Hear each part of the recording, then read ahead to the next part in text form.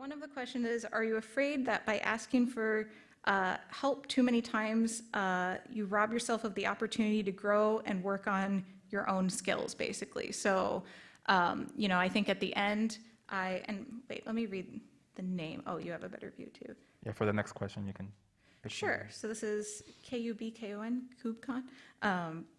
So I think at the end I showed how like the real sticking point might be you need to ask someone for help. And I think this is why I'm so vague about like mindfulness as a skill, because I can't like go into each person's brain and see like where the sticking point is for you. But I think, for example, like a common skill is like time boxing, right? Or deciding like, when is it just not worth it to like spend all weekend figuring out by yourself to develop your own skills versus saying like, I really gave it my best effort and I found the exact spot that like I could just really use a shortcut for the sake of everyone's time. So that's where I mean it's a balance, and that's why I'm, rather than instructing you, I'm sort of just like reminding you like, hey, use your own awareness to decide that for yourself. And I realize that could be like incredibly unsatisfying, but it is what it is. Let's see. Any other questions? Getting lots of clap emojis. Lots of, thank you. I love this one. I could talk about I'm so glad I'm through lunch because I could talk all about my horse all day. So what is the horse's name and how are they doing? I love that question. So yeah, my horse's name is Nova. I forgot to mention that, from that time, like when I was super low and beaten down and reading about horse brains, it took only, so that was 9 months. It took like 2 months before we were doing everything I wanted with that systematic approach. So horses are like definitely individual emotional creatures, but like I said, it was so fascinating to me how I joke that I like unit test my horse, where I'm like, if we can't walk, why would I ask her to go faster? If I can't stop, why would I get on and ride? But like that systematic approach, it may sound obvious to everyone here, but it's not always obvious in like the horse community where, like I said, there's lots of these narratives that kind of bounce around. So fast forward to now, and we're doing really, really well. Like I'm able to do stuff like riding with no equipment, just like no bridle, no nothing, just sort of like going around, and no fear at all. She, with the dominance also came, she's not afraid of anything. She chases coyotes out of the pasture. When gunshots go off, like she just stands there. But that was also what I had to deal with. She was not afraid of me for like at all. So let's see, How long did it take to retrain myself into this new pattern? So I think the most important part with, like I said, I do not underestimate how hard this is. This is kind of like I said, I'm not a brain person. I'm not even been in the industry that long. I'm not coming with the tablets from the mountain to like tell you all the way. So this is just like my life journey. This could be like a whole lifelong journey.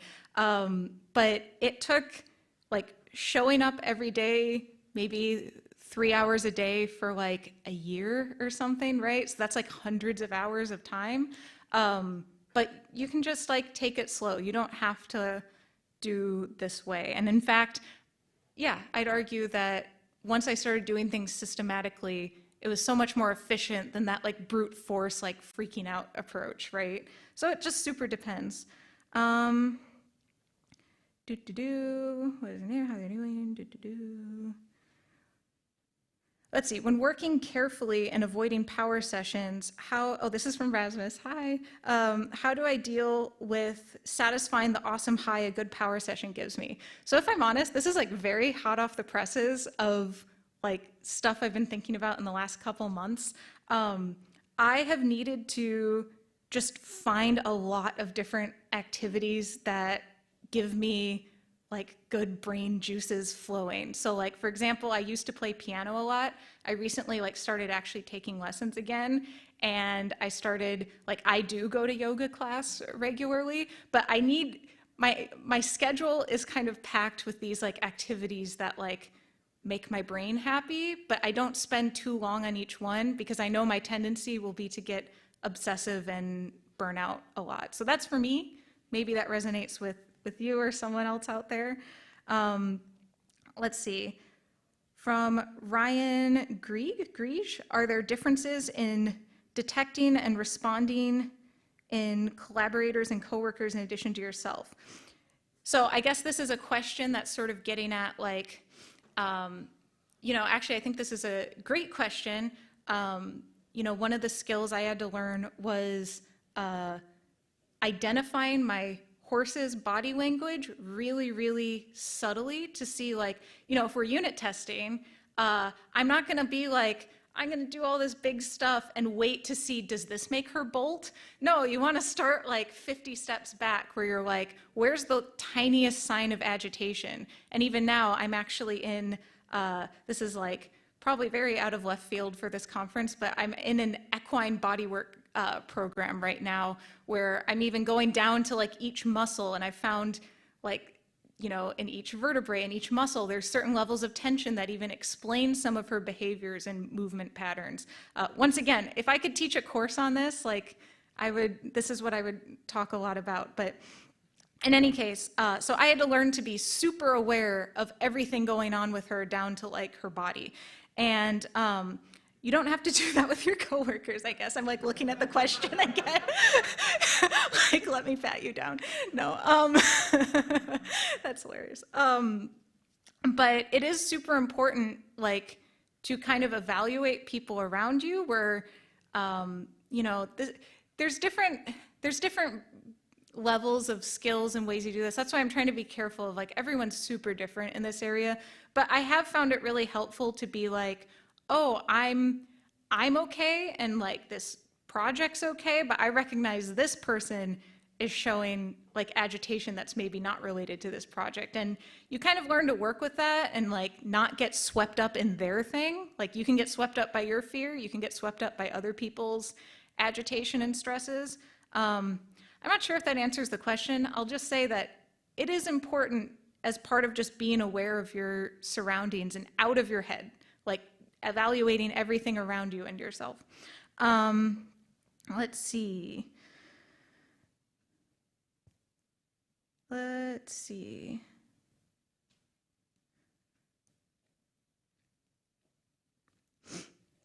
just going through. Let's see. I find that this is from PBAZ, P-E-B-A-Z. I find that how code makes me feel influences the design. How has emotion helped or hindered you in writing code? This is like super awesome question because I do think that like as much as we wish coding software could be this purely unemotional process and like the inner workings, like those steps 2 and 3, that totally is like that's objective. But like we're making things for people, we are people. If you want to make anything bigger, you have to work with other people, as awful as that is.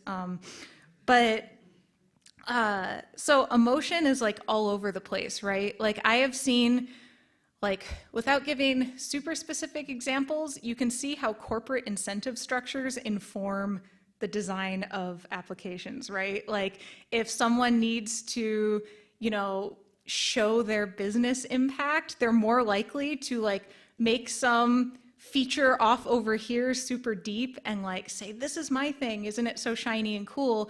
And I literally, sometimes we click around, my partner and I, we click around on different apps and we're like, this feels like this was someone's like promotion, like it didn't really need to be here. I don't know if anyone else kind of feels that. So to me, that's an example of like, I don't know, it maybe feels harsh to call it like greed, but maybe how like personal ego goes into the software, like this is my thing, and I don't really care how it integrated with anything else. And maybe also the corporate structure fails that, and that it didn't allow for there to be enough people talking across all the different ways they could, right? So that's one way I found in the corporate world. Otherwise, like, yeah, like I think like we were talking about quality in software, I find that super high quality software, like you can tell that people had the mental space to really think about it. So that's why I was talking about mindfulness is not just this like feel good mental health thing, but it's also like you will be better at the activities you do. You will be a better engineer because you have the mental space to do the right thing. At least for me, like all those anxious versions of me, I'm like, I just want to get this shit done. Like, I want to get this off my plate. But when you have the mental space, you're like, all right, I can be patient and like put this on the back burner for a few days while we figure out like the exact right thing to do here. And once again, sometimes that's a function of money and things like that. So there's no judgment there. It's more of like, there are times though where you could afford to take the extra mental space, and sometimes that's just a purely emotional thing. Let's see.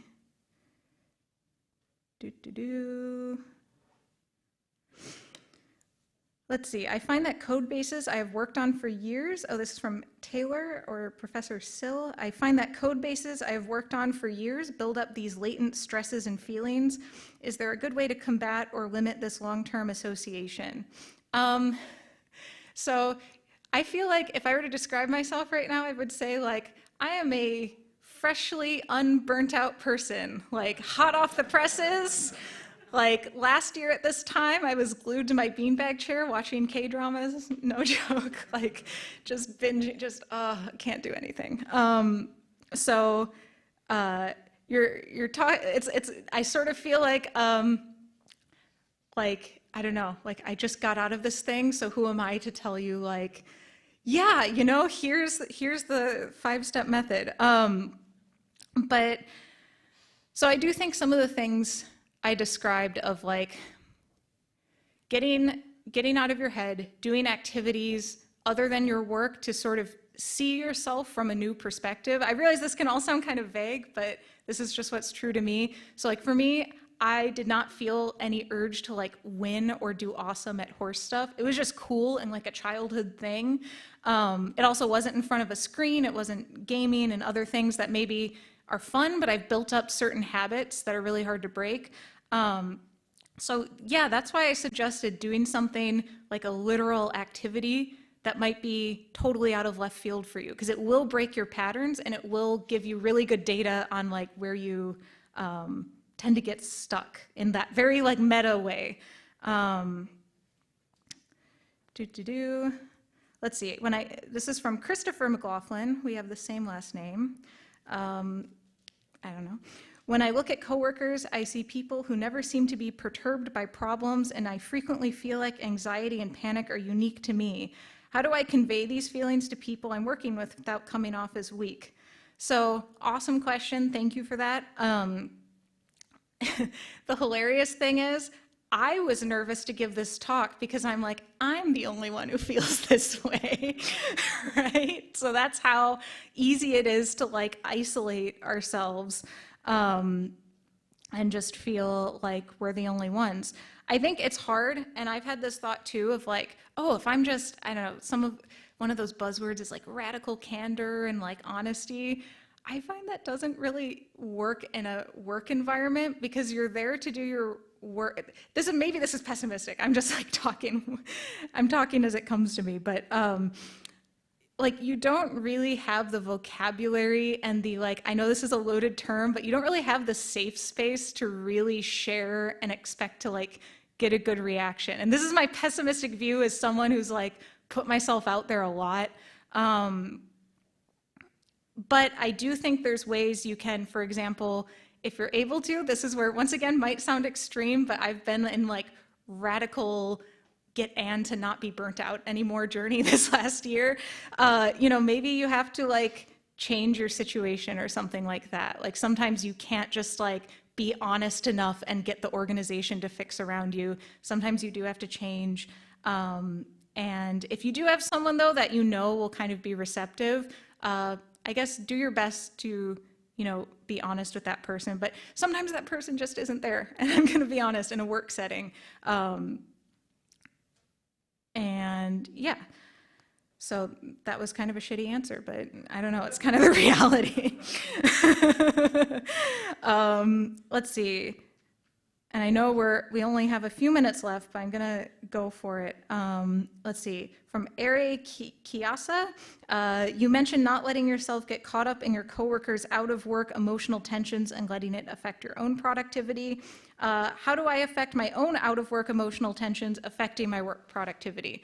So yeah, this is like the golden question, right? Like this is sort of what I was getting at without being prescriptive, is that like we have all this stuff in our brains, right? Like you could argue that like with, you know, we're a human who has to like eat and sleep and go to the bathroom and shower and like all of these things that sound super basic, but like if I do all of those things correctly in a day, like, whoa, I'm having a great day. And, you know, and then we also have like certain doom and chaos going on in the world. We've probably all had like a lot of struggles and things like that. So then when you tack on like, oh, and by the way, here's this thing that's due, it's just like that almost feels like the least inconsequential thing compared to all the other stuff ballooning in my head.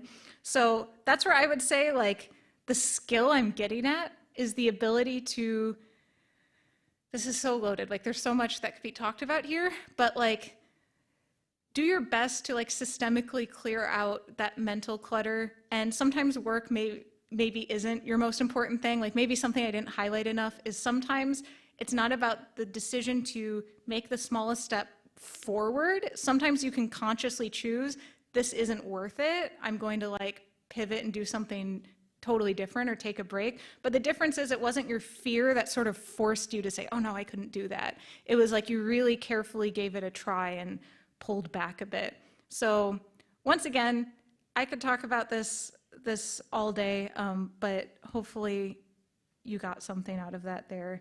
You can do one more question, I think, if you have it. Yeah, okay, I see one more. MDCIO. Let's see, I'm curious how you tackle maintaining a systematic approach when life throws a curveball, such as getting kicked in the ribs. I found trauma, physical or mental, often snowballs, keeping me locked in the frozen state and dreading the things that should be relaxing and training my mind-body connection. So, super valid. Once again, this is absolutely me.